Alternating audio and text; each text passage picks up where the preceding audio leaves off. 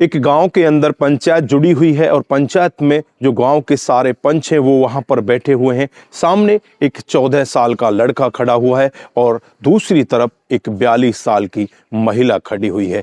जब उस 42 साल की महिला का पति वहां पर आता है वो यही बात कहता है कि अगर तुम एक दूसरे के साथ इस तरह से रेडी हो, इस तरह से तैयार हो, तो तुम दोनों को शादी कर लेनी चाहिए। उसके बाद पंचायत का भी सर्वमान्य फैसला यही होता है कि इस 14 साल के लड़के को इस 42 साल की महिला के साथ शादी के बंधन में ही बांध देना उचित होगा। उसके बाद होता भी कुछ ऐसा ही है, उन दोनों को शादी के बंधन में बांध दिया जाता है। दोस्तों, क्या था पूरा मामला, किस वजह से उन दोनों की शादी हुई और पति ने खुद ऐसा फैसला क्यों लिया? बहुत सारे सवाल आपके जहन में भी उठ रहे होंगे, लेकिन पूरी डिटेल हम इस वीडियो में आज आपको बताने वाले हैं, तो वीडियो को जरा सा भी स्किप ना करें। आइए दोस्तों, जानते हैं पूरा मामला क्या था। नमस्कार, जय हिंद। आप देख रहे हैं एपीएच न्यूज़ राहुल रावत के साथ। तो दोस्तों, आज की जो हकीकत की घटना आपको बताने जा रहे हैं, बिहार के पूर्णिया जिले के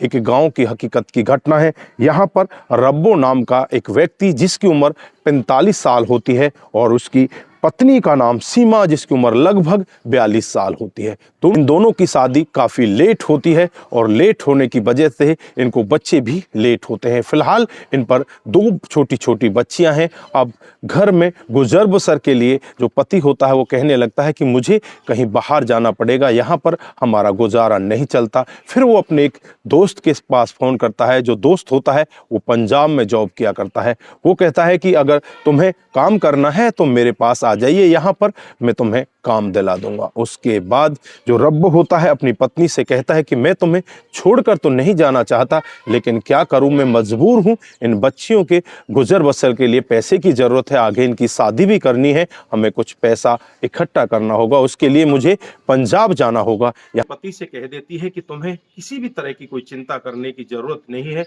मैं अपने बच्चियों को आराम से यहाँ पर पालूंगी पोसूंगी, तुम वहां से पैसा कमा कर लेकर आओ। उसके बाद पति यहाँ से जाने से पहले अपने भाई के पास पहुंचता है और अपने बड़े भाई से कहता है कि आपका जो बड़े वाला बेटा है उसकी उम्र लगभग 14-15 साल है, वो बच्चा है और वो हमारे घर पर सो जाया करेगा, क्योंकि घर पर बच्चियों के साथ इनकी माँ अकेली रह जाएगी। इस पर भाई भी कह देता है कि कोई दिक्कत नहीं है, वो आराम से सो जाया करेगा, तुम आराम से जाकर ड्यूटी करो। उसके बाद जो 14 साल का बच्चा होता है वो इनके साथ ही सोने लगता है। उसका नाम जो होता है वो विवेक होता है और विवेक अपनी चाची के घर पर उनके साथ सोने लगता है। इधर जो रब्बो होता है वो जॉब पंजाब में करता रहता है और धीरे धीरे जो रब्बो की पत्नी होती है जिसका नाम सीमा होता है उसे तन्हाइयां काटने लगती हैं। अब उसे लगने लगता है यार मुझे तो पति की जरूरत है, लेकिन वो कहाँ से पूरी करूं। उसे कुछ और नहीं दिखाई देता, उसे वो 14 साल का लड़का ही दिखाई देता है।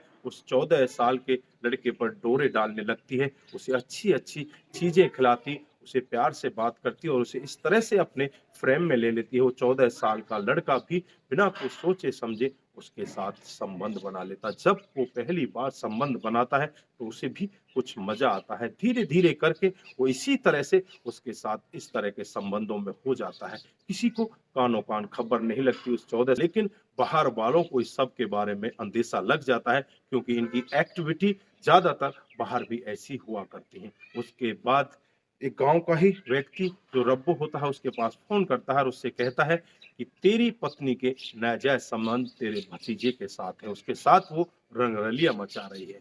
उसके बाद रब्बो उन दोनों को रंगे हाथों पकड़ना चाहता है और बिना बताए वो पंजाब से सीधा अपने घर का रुख करता है और जैसे ही अपने घर पर पहुंचता है तो रात को एक कमरे के अंदर जाकर देखता है तो वहां पर उसकी पत्नी उसके भतीजे के साथ नग्न अवस्था में पड़ी होती है।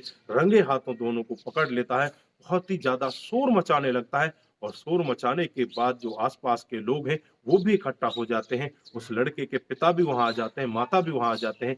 वो भी अपने आप पर एक बार विश्वास नहीं कर पाते कि हमारा बेटा ऐसा भी कर सकता है, लेकिन उसे रंगे हाथों जो रब्बो पकड़ लेता है। उसके बाद अगले दिन पंचायत जुड़ जाती है और पंचायत में इन दोनों को आमने सामने खड़ा कर दिया जाता है। पति कहने लगता है कि अब इन दोनों की शादी करानी होगी, लेकिन पत्नी यहाँ पर हाथ जोड़कर कहने लगती है कि ऐसा कैसे हो सकता है, मैं तो इससे बहुत बड़े हैं। लेकिन यहाँ पर पति उससे कहता है कि जब तू इसके साथ रंगरलियां मचा रही थी, इसके साथ इस तरह के अवैध संबंधों में थी, तो तब तुझे अपनी उम्र का लिहाज नहीं आया जो आज तुझे अपनी उम्र का लिहाज आ रहा है। मैं तेरे साथ नहीं रहना चाहता, मैं तेरी शादी इसी के साथ कराना चाहता हूँ। उसके बाद पंचायत में भी यही फैसला लिया जाता है, उन दोनों की शादी कराने की सहमति दे दी जाती है। उसके बाद जो उस लड़के के माता पिता होते हैं वो भी कुछ नहीं कह पाते, चुपचाप ये सब वाकया देखते रहते हैं और उन दोनों की शादी करा दी जाती है। पति खुद अपनी